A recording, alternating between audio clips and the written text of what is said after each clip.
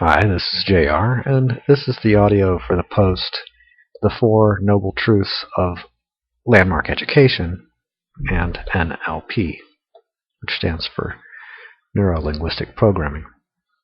Now, rather than read the post in its entirety, I want to actually focus on the very end of the post. So if you go down to the picture of Dr. Joe Vitale from The Secret, I think it'll appear just under that. You'll see now, with all of that said, that's what I'm going to talk about. It's actually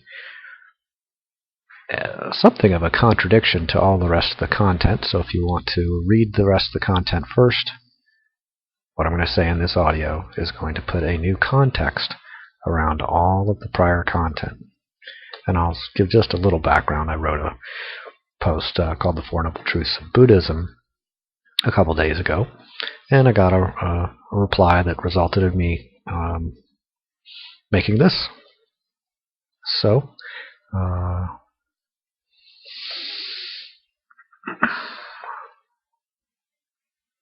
Advaita, or Zen, or Anatma would be some words that would describe what I'm going to talk about here. It's not so much the Four Noble Truths. It's not so much anything you would find in Landmark Education necessarily, though I credit Landmark Education as well as Buddhism and the field of neurolinguistic programming as some of the factors that led to the sequence of words and sounds. So there's a technique, we could say, of Advaita or Zen or Anatma. Technique is kind of a weird word to use, but there's a conversation that we could put these perhaps foreign labels on. Advaita is not a word that a lot of English-speaking people know, and they might know the word Zen, but they might not know it very well. So here's a little bit about the conversation or technique or model or whatever you want to call it, the process of Zen, Advaita, in particular as it relates to what in Sanskrit is called Anatma, which means the absence of a personal identity. So rather than focus on the experience of an upset or the suffering of a personal identity and how the person might process it and convert the energy of suffering or upset or whatever through some fix, through some method, some premeditated meditation, here is another possibility. Let life be however it already is. If the labeling of something as an upset happens, or the labeling of something as suffering happens, let that happen. That's what's happening. If the arising of the experience of a personal identity happens, let that happen. If the arising of the application of a coping process happens to deconstruct a personal experience of suffering or an upset or a breakdown or whatever, a racket, whatever it may be, well, let that happen. And I just use some terminology from Landmark Education, some jargon. But anything that we might do to resolve a challenge in life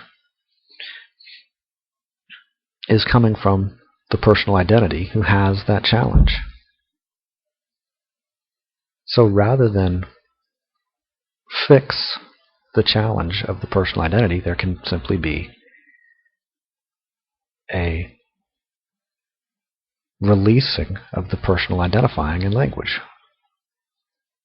However, if there is an arising of the personal identifying in language and the arising of a challenge or a problem or a upset or an issue, and then there's the arising of a coping process or a strategy or a manipulation or a fix or a intervention, that's what's happening.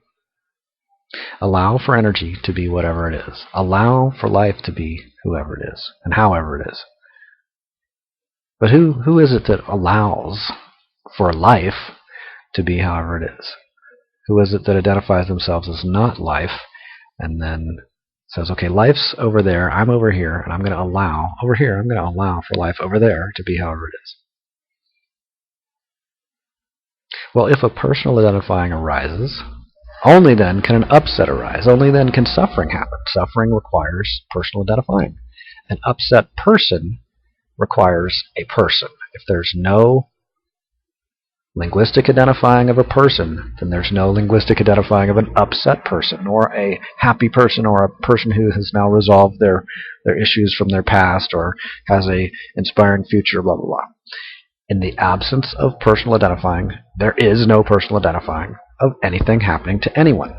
Even to identify a particular thing happening implies a person who is identifying it as happening.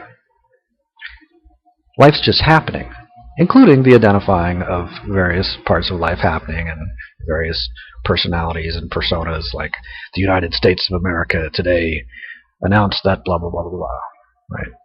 So there may be identifying of some isolated feature of life that may be happening. That could happen.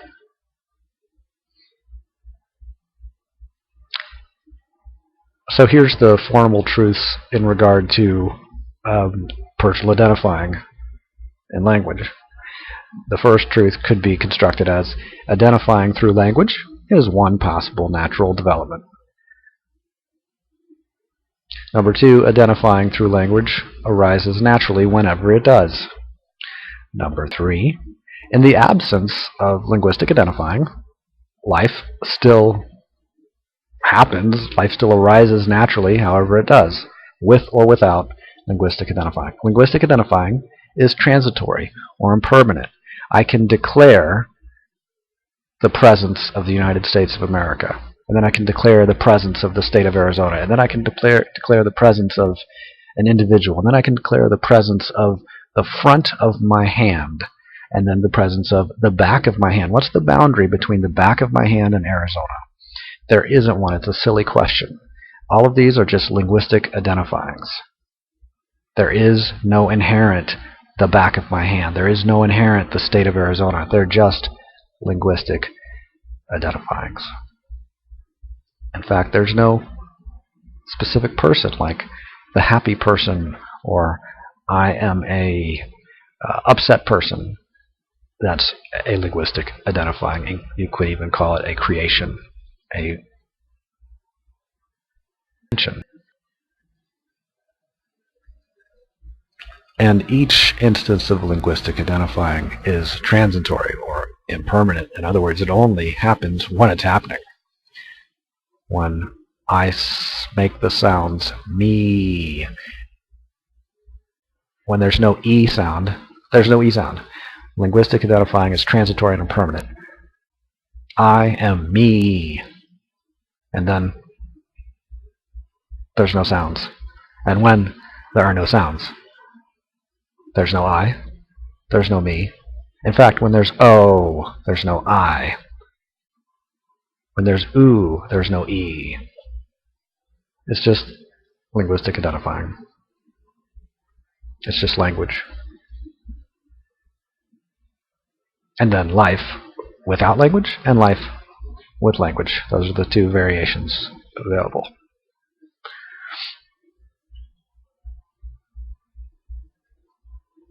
Number four, the fourth noble truth of language or whatever, there is a way to live without linguistic identifying of a person. More specifically, there's a way to use language without the identifying of a person. Then again, there's also a way to use language to identify a particular person, or even like the United States of America, or the good people, or the baby boomers. There's a way to use language to identify particular isolated personas, personalities, groups, organizations, organisms, and so on. That lizard, that lizard's tail. And using language to identify a particular someone or group leads to us then being able to describe that group. Who is the one that's having a particular experience? America started in 1776. Before that, there was no America. Why? Because nobody, well, there wasn't the United States of America. Why? Because nobody used the term United States of America as a term. It was invented. It was declared. So then we can talk about, well, in the 1840s, the experience or the pattern in the U.S. was blah, blah, blah, blah, blah. And in 2050, we expect that blah, blah, blah, blah, blah will be the reality for the identity and language called the United States of America. That's all just speaking. So there's a way to use language to identify a particular person who is the one having a particular experience, an upset, a breakthrough, whatever, and who is the one doing various things. The identity doing various things, like the United States is growing, or the state of Arizona yesterday declared the overturning of the following rule, right? There's no actual specific the state of Arizona, but you read a headline in some kind of newspaper, and it talks about the state of Arizona as if it's a independent thing, that all the rest of reality and life and humanity is completely independent from the state of Arizona. And there's a specific identity that's the state of Arizona that's distinct from language. That's not necessarily true, but even as I'm just speaking all that, for there to be the presentation or the perception of an isolated identity or individuality or person is just one possible thing for life to do. So we can do stuff once we create a we, or once I create an I, then I can create me doing certain things and having certain things happen to me, such as isolating oneself from some aspect of life, or rejecting some aspect of life as wrong, or celebrating some aspect of life as right, or perfect, or good, or pure, or better, or identifying some aspect of life as not me, not us, not right, not good, not okay.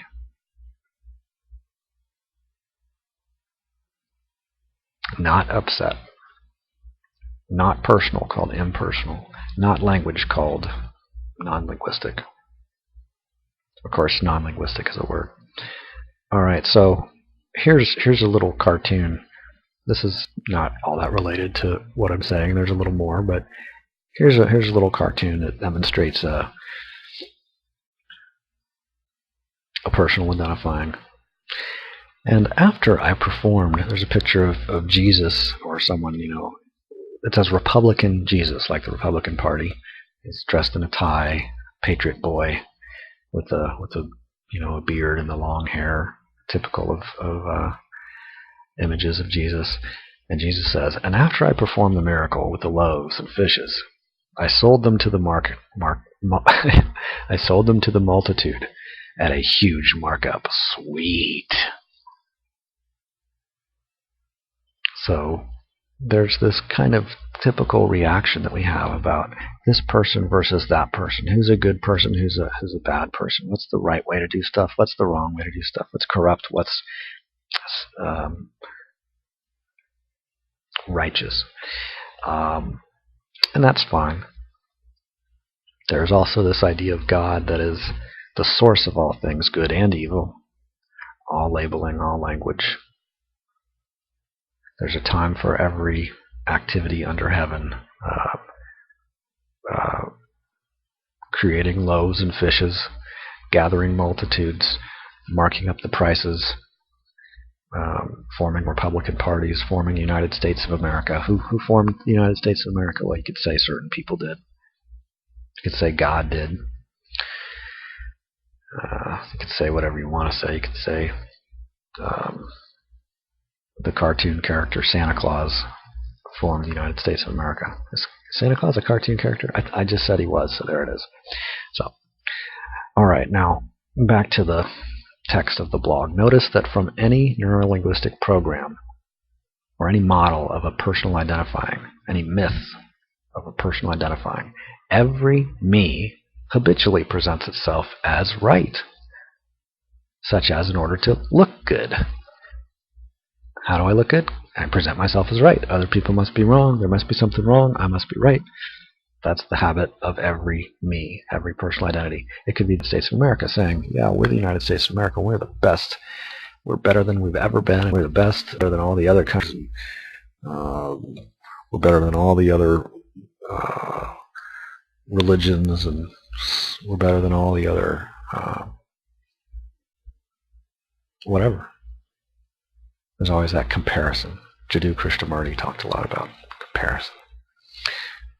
So various programs of me can then insist on each one alone as being right, the only right one, the only true Christian, or the only true church, or the only holy empire. And that can produce interpersonal conflict, or intergroup conflict, because groups are just identifyings in language too. Interpersonal conflict requires the linguistic constructions of persons and personalities, organisms, organizations, and identities. And that interpersonal conflict and linguistic constructing of isolated identities is entirely natural, but also entirely transitory. The moment that I stop making the sound E, there's no sound E. The United States of America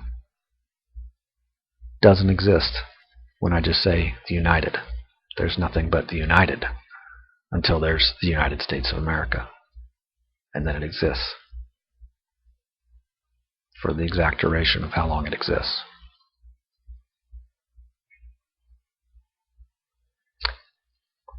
So in the absence of personal identifying, there's no one to allow for anything to be. No one to allow life to be a certain way. No one to allow the United States to be a certain way. No one to blame for how the United States is better than it should not be, or to celebrate how the United States has been rescued from the UN, or has been rescued from economics, or has been rescued from biology, or whatever. Life is simply happening, however it may be happening. Language is simply happening, however it may be happening. Life is simply happening, however it may or may not be happening, unless nothing at all is happening. Like when there's no linguistic activity at all. For until language labels something as happening, then there is no language happening.